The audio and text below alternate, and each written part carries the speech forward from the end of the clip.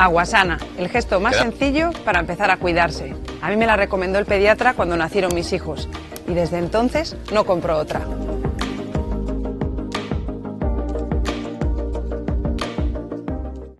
Aguasana se encuentra situada en una de las laderas de Agrova, en el término municipal de Bayona, Pontevedra, a 270 metros sobre el nivel del mar, en una zona verde, de gran belleza y libre de toda contaminación. A pie de manantial se sitúa la moderna planta de envasado, con un proceso de embotellado totalmente automatizado para mantener la pureza original del agua y asegurar la adecuada conservación de sus propiedades naturales. Disponemos de 3 líneas de envasado, 2 para el envasado PET y 1 para el vidrio. Como sabedes, con 2 sesións plenarias. Unha primeira, na que demos un paso máis na tramitación dos orzamentos na Comunidade Autónoma, os orzamentos para 2026, con ese debate das emendas á totalidade da Lei de Orzamentos e tamén da Lei de Medidas, que, neste caso, o Grupo Parlamento Popular rexeitou esas emendas. Ora o traballo céntrase, como é lóxico, na ponencia para debate en comisión e para debatir as emendas parciales e tratar de chegar ao maior acordo posible cos grupos parlamentarios. Co obxectivo, efectivamente, de que os orzamentos acaben tramitándose nestes días e que ao remate do mes de decembro teñamos, unha vez máis, e van xa 17, uns presupostos para que o 1 de xaneiro de 2026 podan empezar xa a executarse como vimos facendo, insisto, nestes últimos anos. Ademais deste pleno extraordinario do pasado luns, tamén celebramos ese pleno ordinario coa comparecencia da Conselleira de Política Social para informar sobre o avance na igualdade e na loita contra a violencia de xénero en Galicia, coincidindo ademais, por suposto, con ese día 25 de novembro, Día Internacional da Eliminación da Violencia contra a Muller, que teremos a semana que ven. Por ese motivo, precisamente, aprobamos unha iniciativa impulsada polo Grupo Parlamentario Popular. Teño que decir que non contou co apoio de ningún dos grupos da oposición, a través da que lle poñemos deberes, neste caso a Xunta e ao Goberno Central. Uns deberes co obxectivo de mellorar os recursos e os servicios na atención ás mulleres víctimas da violencia de xénero, pero tamén buscando que se corrixan eses erros nos sistemas de protección a mulleres. Por unha banda, fortalecendo o sistema Biogen, que foi debatido xa en varias ocasións neste Parlamento, e recoñecendo que é mellorable, tanto o que había antes como este 2 que están traballando. Por suposto, impulsando o uso de dispositivos telemáticos realmente seguros e tamén, hai que dicilo, exixindo responsabilidades políticas por eses erros reiterados denunciados primeiro pola Fiscalía e agora xa polo propio Ministerio, recoñecidos na semana pasada no sistema Cometa de uso das pulseiras. Ademais da celebración destes 2 plenos, esta semana tamén temos que lamentar unha cuestión importante que é ver como o Ministerio de Transportes, ao que está ao frente o insigne Óscar Puente, pois fixo públicas novas decisións que volven a perxudicar directamente todo relacionado co transporte ferroviario en Galicia. Ese Óscar Puente, que hai uns anos dedicábase a darlle bicos ás locomotoras, espero que este ano non o faga novamente, non o leven o desfile de Reis, neste caso en Vigo, porque, como digo, o que esta semana ten feito con Galicia é algo máis que darlle bicos. Por suposto, sin perder a tomadura de pelo que está supoñendo a tramitación no Congreso da proposición de lei de traspaso da P9 a Galicia, primeiro, como saben, dilatando ata 60 ocasións, 60 prórrogas, ese prazo de presentación de enmendas, a tramitación desta iniciativa que fora aprobada, recordo, de xeito unánime no Parlamento galego. E agora, coas emendas presentadas polo Grupo Socialista, negando esa transferencia de titularidade, que era o que decía esa emenda conxunta, e reducindo na súa proposta que Galicia poida participar na xestión da autopista, a cambio de que aporte fondos económicos para cubrir o custo das rebaixas dos peaxes ou das da autoestrada, é dicir, descafeinando completamente a proposición que saliu, como decía, por unanimidade neste Parlamento. É unha proposta a do Grupo Socialista no Congreso dos Diputados totalmente allea ao que se aprobou aquí por unanimidade e, dende logo, dende o Partido Popular non estamos dispostos a asumir esa proposta. Estamos moi pendentes, por suposto, da posición final tanto dos socialistas como do Grupo Nacionalista, do Bloque Nacionalista Galego, neste caso no Grupo Mixto no Parlamento, capaces de volver a facer unha vez máis aquelo que estamos moi acostumbrados a decir aquí unha cousa e decir totalmente a contraria en Madrid. Pero, como decía, esta semana o señor Puente, ademais de manter esta liña xa continuista co traspaso da P9, pois foi protagonista de dúas novas que nós consideramos que son moi importantes e que agrandan aínda máis esa condición de besta negra que podíamos decir que ten para todo relacionado co transporte en Galicia. A primeira cuestión foi o anuncio de que no mapa da alta velocidade ferroviaria española, o que denominou AV350, pois, precisamente porque esta vai ser a velocidade que ele estima que teñen que ter os trens en todo o territorio, bueno, pois, todo o territorio, menos unha parte norte de Galicia, que queda fora desa calificación, especialmente esa prometida e anunciada variante de Cerdedo. Esta variante, como vostedes ben saben, posibilitaría o enlace directo entre a cidade olívica e Ourense para chegar a Madrid, pasando por Pontevedra. Unha obra da que se autoloou o alcalde de Vigo e que agora ve como o seu goberno, co ministro Puente, ese da caravana de Reis de hai un par de anos, decía, volve a deixar fora a esa variante, non? Bueno, o alcalde de Vigo se afixo o número estes días, dicindo que, por suposto, iba a tomar medidas, pero, ao fin e ao cabo, volve a ser unha nova vergoña e unha nova constatación do peso que o alcalde de Vigo ten nas decisións en xeral e en particular nas de transporte ferroviario. Falaba de dúas noticias, esta é a primeira. A segunda problemática é, tamén coñecido nesta semana, o retraso de máis dun ano do estudio informativo da coñecida como Saída Sur para a conexión con o Porto. Proxecto que, segundo, insisto, coñecemos esta semana, se retrasa cando menos ata 2038. A consecuencia da incompetencia, dende logo, dun goberno que non é capaz de levar adiante ningunha das obras que promete. Un retraso nas que seguramente moito ten que ver, como non, esa ausencia de orzamentos e, sobre todo, a carencia dunha planificación rigorosa do transporte ferroviario en España. Pero, por suposto, sempre lle quedará ao goberno español a excusa de decir que non ve interés no goberno portugués. Bueno, estamos acostumbrados a ver como o goberno portugués sí que fai unha aposta decidida por esa liña de conexión Lisboa a Coruña. Teño que recordar que ese é o que sempre dio o goberno portugués, que na reunión de Faro, na cimeira de Faro, hai un ano e medio, o goberno portugués dixo claramente que a súa aposta era esa liña, incluso antes que a liña por Extremadura. Nos non entramos a decir cal ten que ir antes, o que si queremos é que a liña Lisboa a Coruña este canto antes, e o goberno portugués comprometíase a traballar no entorno do ano 2030. Bueno, pois este retraso que, como dicía, tuvimos coñecemento esta semana, fainos pensar no ano 2038 como data posible para que esta parte española pudera estar disposta. En definitiva, como digo, pois unha situación nada deseable e que confirma o que o Partido Popular leva tempo dicindo que o Goberno de España non aposta por esta liña. O Partido Popular, ademais, xa amosou a súa preocupación con este novo retraso e xa pediu, neste caso no foro do Corredor Atlántico celebrado en Bruxelas, o apoio do Executivo Comunitario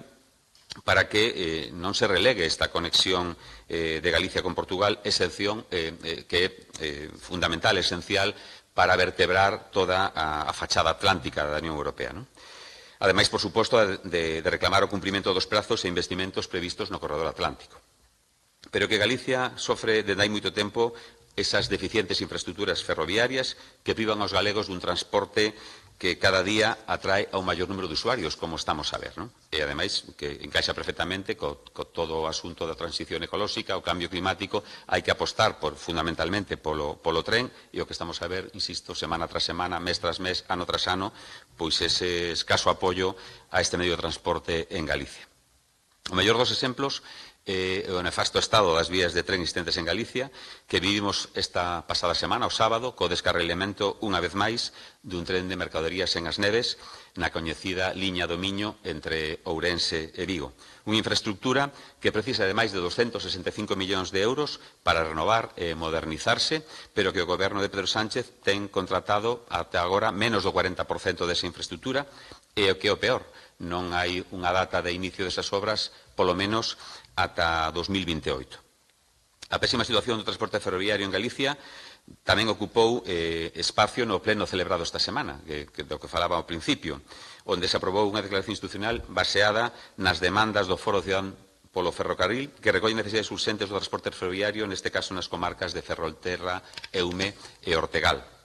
En resumo, nesa declaración, insisto, institucional, polo tanto, con unanimidade de todos os grupos parlamentarios, instase ao Goberno de Estado a restituir as frecuencias de horarios entre Ferrol e A Coruña que existían hasta o pasado 9 de xuño. Tamén, ao tempo, se lle pide que inicie este ano a modernización da liña ferroviaria Ferrol-Betanzos a Coruña e dos servizos de proximidade entre Ferrol e Ortigueira. E tamén se solicita, por suposto, a integración do porto exterior e interior, neste caso, na rede básica transeuropea de transporte para un maior desenvolvemento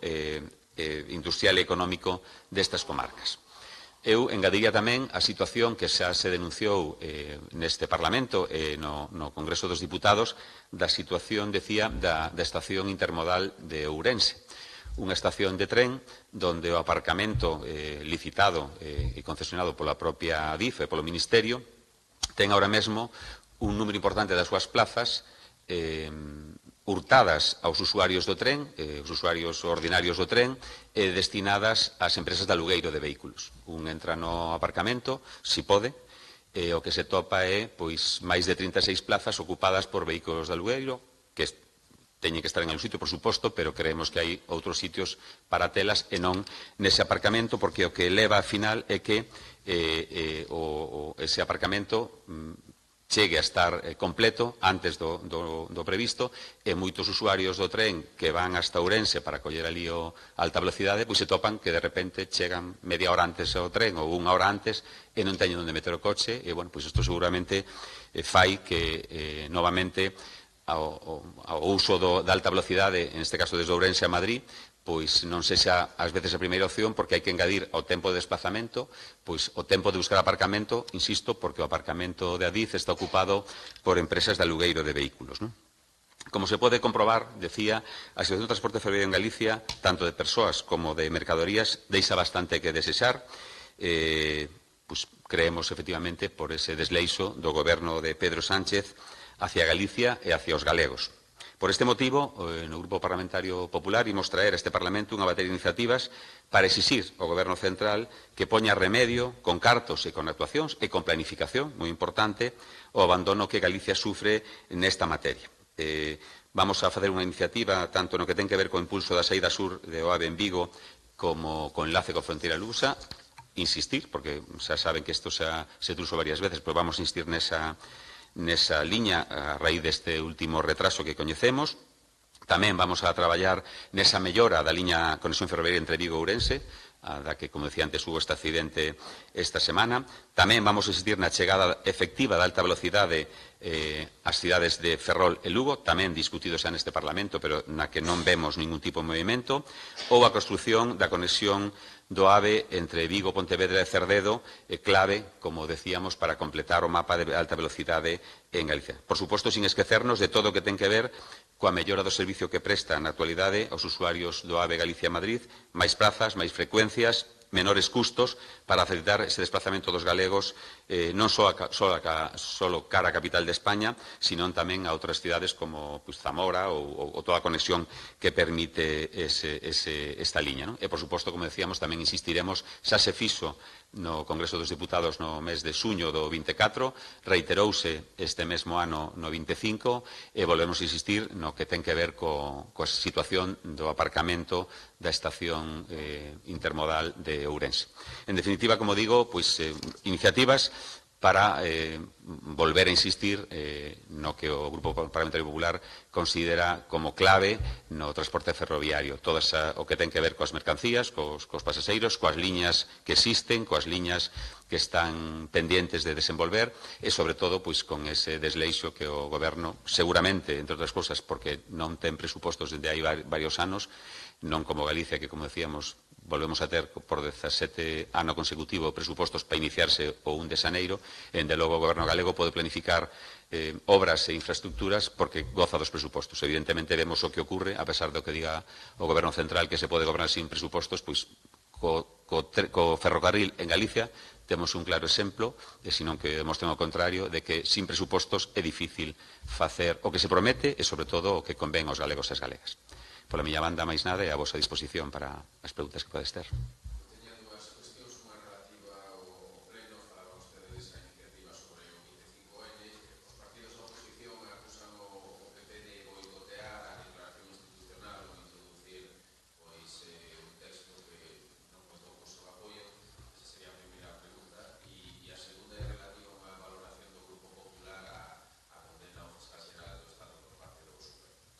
Ben, respecto á iniciativa, como decía eu, xa o comentaba, non? Que nos levamos unha iniciativa para tratar de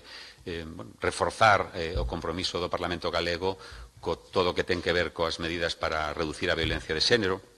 Eu creo que calquer persona de boa fe neste contexto non pode, nesa situación próximo a 25N, non facer ninguna referencia ao que está a suceder cos mecanismos dos que xa estamos dotados, non? Ben sexa Biogen ou ben sexa o sistema Cometa. A iniciativa do Grupo Parlamentario Popular introducía unha referencia a esa situación. Nos parece de recibo que neste contexto, insisto, onde hai moitas mulleres e onde o propio Ministerio de Igualdade a semana pasada advertiu do fallo das pulseras, nos parecía que unha iniciativa ambiciosa que quere que realmente as cousas muden, pois non se pode obviar, non? Ese tema. Bueno, este foi un dos motivos fundamentales do desencontro co resto de grupos que, na liña do que comentábamos anteriormente, que vemos pleno tras pleno, cousas que aquí dicen ou sosteñen non son capaces de leválas a outro sitio. Eu decía unha compañeira, non son deputada estes días, que pasaría se o tema das pulseiras lle ocurrira a un goberno do Partido Popular, non? Que estaría facendo o Partido Socialista ou o Bloque Nacionalista Galego se se dá esa circunstancia? Bueno, pois neste caso non é do Grupo Parlamentario Popular, o goberno é do Partido Socialista, pero nós non vamos a deixar por eso de denunciar a situación das pulseiras tamén en Galicia, pero en todo o Estado. Daí que houbera esa diferencia, cousa por outra parte lóxica e que sucede con moita frecuencia. E respecto á sentencia, bueno, eu creo que onte foi un día, por unha banda, para estar contentos, porque o sistema judicial, a pesares do empeño de algúns en que non funcione ou arroxar sospeitas sobre el, pois funciona, non? Funciona porque un ciudadano calquera pois sabe que, a pesares do que o executivo, neste caso, o goberno, poida querer facer, pois sempre hai órganos judiciais que están por riba desas intencións e acaban pois protexendo os ciudadanos. Eu creo que é unha medida, é unha situación para estar contentos de que sempre este ese recurso judicial, neste caso, nada máis e nada menos que o Supremo. Pero eu tamén creo que é un día pois para estar tristes, porque precisamente hai unha institución que teria que estar allea á política que intentou pois tomar medidas, tomar accións que escapan claramente do seu contido e, dende logo, escapan claramente da separación de poderes que, de momento, pese ao que algúns lles poda pesar, rise no noso Estado, no Estado de Dereito. Creo que o dereito á defensa, non argumentado polo Partido Popular, senón por o Colexio de Abogados, por exemplo, da Comunidade de Madrid, pois quedou garantido coa sentencia, non? Entonces, bueno, pois eu creo que un día, insisto, é a primeira vez que se xuzga a un fiscal xeral, é a primeira vez que se condena. Eu creo que debíamos estar, por unha banda, insisto, tristes porque isto suceda, pero por outra banda, pois alegres porque ao final a xusticia mantén a súa independencia da política, como se veu na propia sentencia.